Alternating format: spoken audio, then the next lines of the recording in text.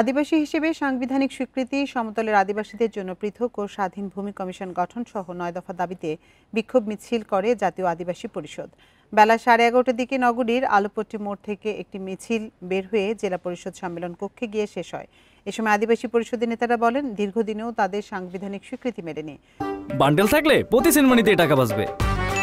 বিকাশ send money bundle কিনে জিতুন প্রতি লেনদেনে। এদিকে নাটোরে একই দাবিতে জাতীয় আদিবাসী পরিষদ কেন্দ্রীয় কমিটির আয়োজনে মানববন্ধন ও বিক্ষোভ কর্মসূচি পালন করা হয়েছে। মানববন্ধন শেষে একটি বিক্ষোভ মিছিল বের করে শহরের প্রধান সড়ক প্রদক্ষিণ করে নাটোর প্রেস ক্লাবের সামনে গিয়ে শেষ হয়।